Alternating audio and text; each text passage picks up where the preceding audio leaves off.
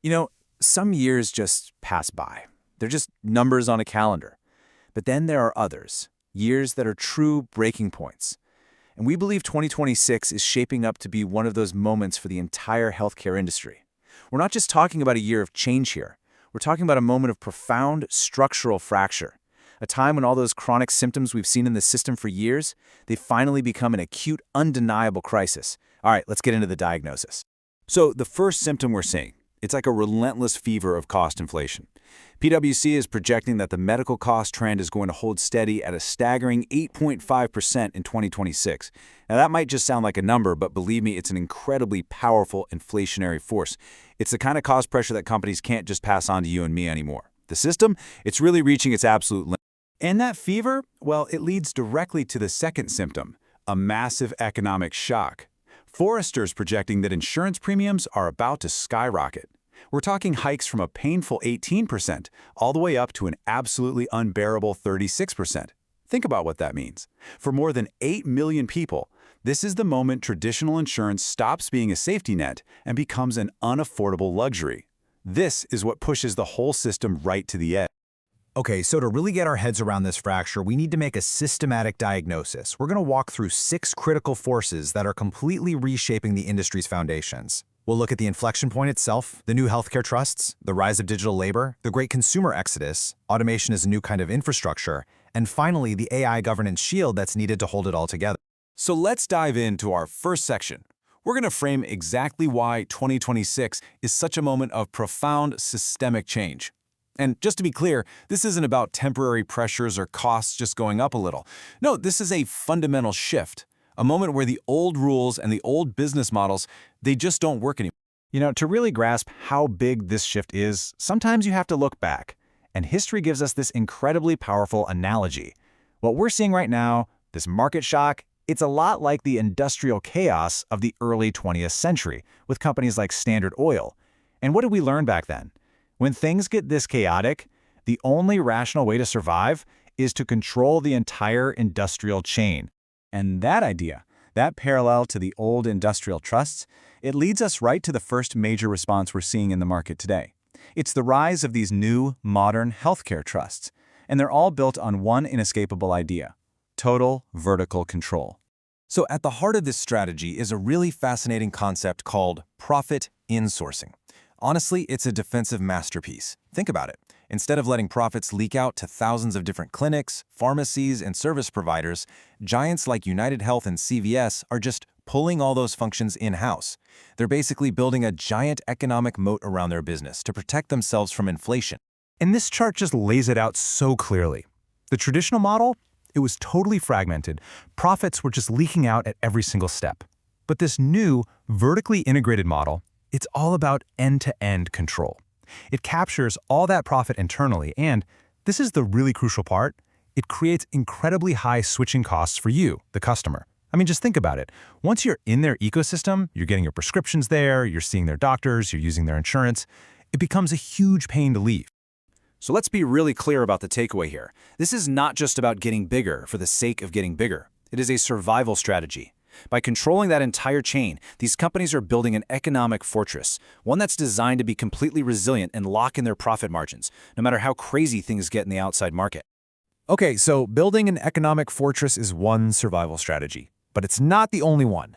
Let's move on and look at how technology is providing another massive structural solution. This time, it's aimed at that crippling workforce crisis that's just pouring fuel on this whole inflationary fire. What we're seeing here is a fundamental redefinition of what labor even means. By 2026, AI is moving way beyond the simple chatbots we're used to. It's becoming what we call Agentic AI. So don't just think of an AI that answers a question, think of an AI that can actually do complex, multi-step tasks all on its own. It's essentially an autonomous digital workforce, one that can handle all sorts of administrative and even clinical work, and that directly tackles the labor shortage. And if you want to know if this is real, well, just follow the money. This survey of healthcare executives shows exactly where the big tech budgets are going. They're pouring cash into AI, digital platforms, and core business tech. This isn't just a guess or some future trend. It's a direct strategic response to the real-world efficiency and workforce problems they're dealing with today. So what does this Agentic AI actually do? Well, in practice, it's pretty remarkable. First, it can ingest your entire complex electronic health record. Then, it summarizes all that medical jargon into plain, simple language that anyone can understand. After that, it actually delivers actionable insights directly to you, the patient. And that last step is huge. For the first time, we have technology that can finally bridge that health literacy gap, that huge barrier that has always stood between people and their own health data. So you have this new, fortified, vertically integrated system. But what happens when millions of people simply can't afford the price of admission? What happens when those premiums get too high? The answer is simple. They leave. And that's the beginning of what we're calling the Great Consumer Exodus. And listen, this isn't a future prediction. It is happening right now. The data from Forrester is stunning. A full 35% of Gen Z and millennials are so fed up with the old way of doing things that they are willing to pay cash right out of their own pockets just to get care that's faster and more transparent. They are literally voting with their wallets, and it is a massive vote of no confidence in the old system. And of course, this exodus creates a massive vacuum in the market. And into that vacuum rush these new direct-to-consumer companies like Hims and Hers. Their whole model is built on speed and transparency, and they're perfectly positioned to capture all the consumers fleeing what's often called the insurance death spiral. You know what I'm talking about, right? It's that vicious cycle where rising premiums make healthy people drop their coverage, which then makes the pool of insured people sicker and more expensive, which drives premiums even higher. These DTC companies, they just bypass that whole mess. Now, this crisis isn't just about who can pay. It's also about who can even get care in the first place. It's a crisis of access, especially in underserved areas. And this brings us to a really radical idea about the new role of technology. We're talking about automation as essential social infrastructure. The numbers here are just stark. They paint a really grim picture, especially for rural America. We're looking at a 10% surge in the rural health workforce shortage. And get this, a staggering 70% of all professional shortages in healthcare are concentrated in these rural or semi-rural areas. What that means is we're creating these vast medical deserts, places where basic access to care is just collapsing. So in a reality like that, advanced tech isn't a luxury anymore. It just can't be. Things like robotic surgery platforms from companies like Intuitive Surgical, they're transforming.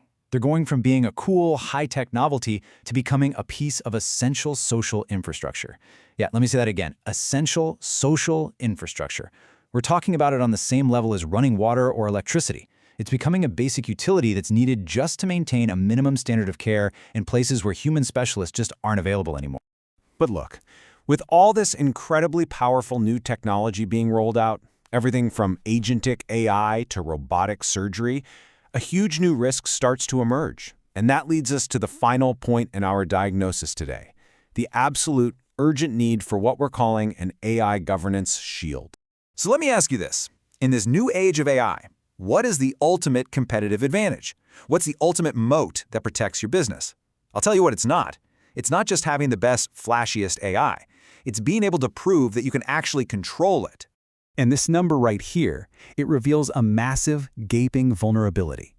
Forrester found that only 44% of risk managers in healthcare feel like their processes for managing their outside tech partners are actually mature. Think about that. That means more than half of them aren't confident. This is a huge blind spot, especially when these organizations are relying more and more on AI tools built by other companies that they don't fully control. This governance gap is so big, so significant, that Forrester is actually predicting we're going to see a major public AI breakup in 2026. Picture the headlines: a massive healthcare company being forced to publicly dump its AI partner because something went wrong, because of a failure of oversight. The stakes here are absolutely immense. Good governance is no longer a boring compliance checkbox. No, it is the last line of defense, protecting a company's entire value from being wiped out practically overnight. So after this whole diagnosis, what's the prescription? How do you stay resilient in this fractured new landscape? Well, it really comes down to 3 core principles. First, you have to control the full value chain to protect your margins. Second, you need to hedge against those crazy labor costs with an autonomous agentic AI workforce.